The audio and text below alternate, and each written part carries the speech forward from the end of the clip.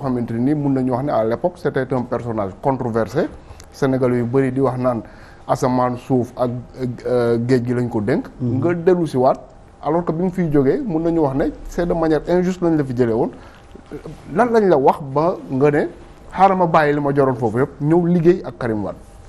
voilà loolu c'est une bonne question j'ai un cousin qui m'a dit dafa ci mere quoi mu ne mais moi je te comprends pas parce que il a vécu avec moi il a vécu directement avec moi l'injustice ak li ñu ma def yëpp ma dem j'ai repris il fallait du courage hein faire face à une cabale pendant 10 mois pare def sa thèse parce que man pendant bi ñu may cabal maa ngi yeggale suma thèse pare sa thèse ñëw fexe ba nekk avocat commencé liggéey tu as une nouvelle vie am ay marché yoo xam ne yi du ma ko tudd mais j'ai 4 marchés yoo xam ni c'était le doigt dans le nez toute la vie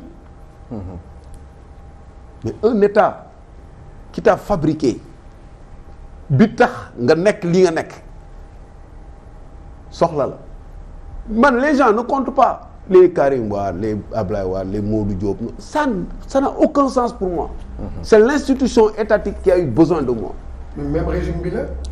aw ma régime man xaw ma régime. mais même régime bi la de. déglul am non je li la wax di wax même personne yi la. même personne yi même régime boobu ñoom ñoo la. mais non buntu xataal indiwaat la. non même personne yi même bu fekkoon ne même sax dans ce cas-là on peut relativiser. Parce que Abdoulaye Wade il a bien compris, président Abdoulaye Wade avait bien compris que c'était une cabale. Il était dans une position délicate. Il pouvait pas changer les gens qui étaient responsables de la cabale. Il a eu tous les renseignements, mais il s'est dit ok. Et après ça moom moo tax sax cabale bi gën a am parce que daf leen ne ok fexe ngeen ba ma dàq Camara mais vous allez voir avec moi. Donc les gars il fallait trouver des trucs pour montrer que Camara dafa am lu mu def. Mais pour moi c'est pas important.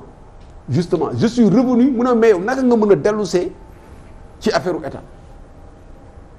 moo tax ma dellu si accepter ko accepter position boobu et l'autre défi c'était que mën nga nekk ak nit muy politique yow politikuloo nga liggéey comme agent de l'État nga rester sur ton périmètre.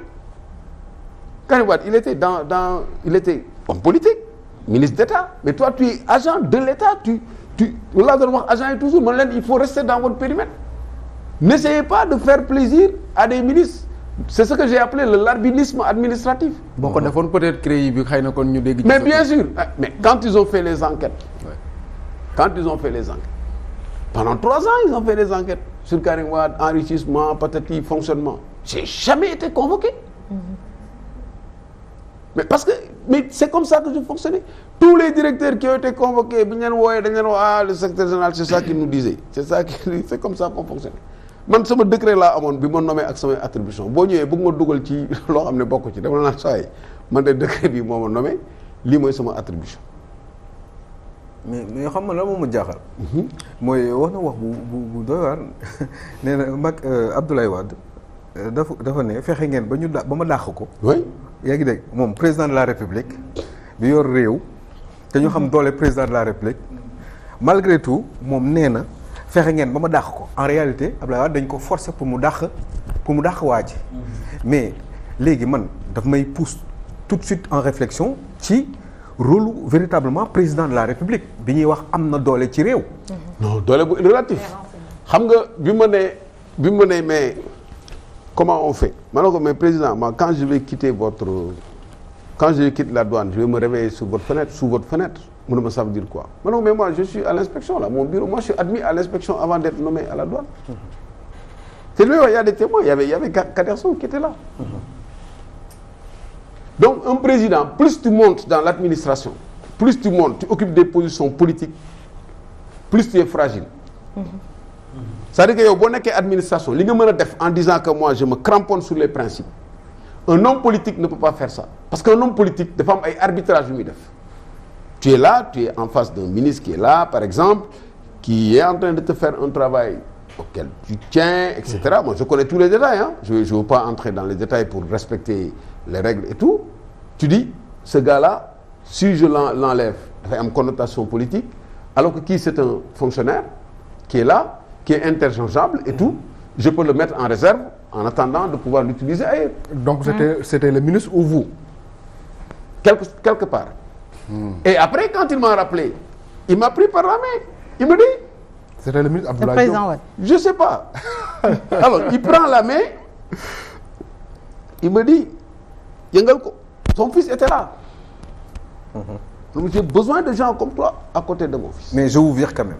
Non, boobu c'était après le mouvement. Li may wax ni c'était en 2009. xam nga li mu bëgg xam mooy c'est à quel détriment xam nga wàcc am na lu mu la Non, laaj léegi. c'est un arbitrage qu'un président fait sur la base d'éléments d'information dont il dispose. Mais moi, je l'ai fait plusieurs fois. Moi, j'ai viré des agents pour protéger. en français. Ouais.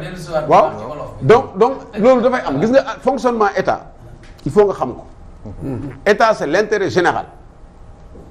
Dans l'intérêt général mën nga def ay arbitrages qui sont durs man dama naan jël ay décisions ba pare dugg sama biir nekk di jooy.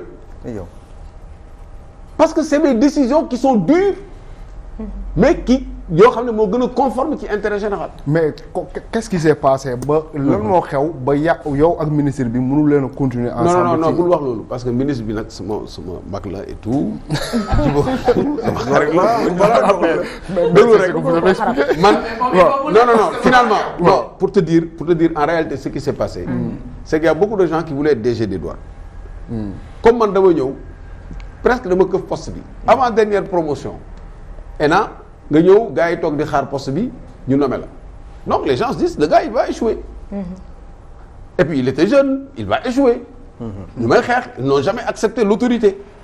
mais yàlla defal ma sutura affaire bi di marcher et tout. ils se sont dit que ce gars-là s'il continue à rester là suñu affaire day du baax. donc qu'est-ce qu'ils font comme ñu ci bare ils étaient des promos du ministre et tout ça et tout ils sont passés ci ginnaaw. commencé kii ne ko waaye waa ji sa poste la jël tuddee affaire yooyu quoi. Et c'était il y avait d'autres contingences parce que j'étais assez proche de certaines personnes qui étaient très très puissantes et tout. Les gens pensaient que man damay xalaat ay poste ministre quoi. Ce qui fait que bu ñu demee ba tiital la ak yooyu mun na indi ay malentendus. Mais yooyu c'est des choses qui arrivent après ça passe. Est-ce que vous avez proposé poste ministre? Ah oui, plusieurs fois non poste ministre plusieurs fois. Non mais quand même jusqu'à dans tous les régimes. Non même ça l'actuel régime monsieur même l'actuel régime également. Même ça m'intéresse pas. mais quand même réew mi nu muy doxee noonu. doy na waar. réew yëpp la. non nañ wax ci Sénégal yow nga nekk ci sa poste ñu nommé la nga am profil bi. pour remplir fonction boobu. franchement nga def fa loo xamante ne ni kenn mosu ko fa def mais ay nit taxaw ne monsieur Camara mii kat mënul continuer ñu jëlee la sa poste nan la ñu mën a expliquer. surtout mënul continuer parce que bu continuer suñ affaire du baax. waaw mais xam nga góom bu faju jaratul coow parce que loolu 2004 la. mais 2009 on m'a rappelé jox ma poste ci digg même système bi kon kay la réparation elle est faite. oh je suis pas vraiment d'accord parce que entre 2004 ak 2009. 5 ans yooyu liggéey bu mucc ayib xajoon na fi. waaw loolu dëgg la loolu dëgg la parce que quand même pour la douane man le deuxième plan stratégique que j'avais ça devait se terminer en 2008. Pour moi en 2008 on a une douane paperless. sans papier, moderne, avec tous les outils. Et loolu moom mooy d'ailleurs c'est un des livres que je vais publier sur l'offre globale douane où vraiment ça on aurait pu le faire. Mais un État c'est comme ça. Moi je me frustre pas. Quand tu travailles avec l'État booy liggéey ak État doo jiital sa xol. mais monsieur sa xel rek ngay jiital. ça veut dire que boo waxee loolu tey Macky Sall su la woowee ne la kaay servir état bi da ngay dem. non tey non attends maintenant je suis un homme politique. J'ai changé de casquette. Okay. J'ai pris cette casquette là. d'agent de l'État moo tax ma démissionné pourquoi ma bàyyi inspection d'État. Je fais partie des plus anciens. Inspection d'État bu ma fa nekkoon ba léegi retraité gu ma juin lay retraité. retraité gu ma. Et à part 2 personnes et de yëpp ñi fa nekk aujourd'hui di diriger inspection man maa leen ancien fa la ñu fekk donc j'aurais pu faire cette carrière. J'ai décidé de sortir cette casquette là et de dire maintenant je suis un homme politique. Mais est-ce que ñu solliciter say expertises? Ah non, ils sont trop bons, ils n'ont pas besoin de ça. Mais docteur, mais tu dois. Non, ils n'ont pas besoin de ça. Ils ont des gosses très très bons, bien formés et tout.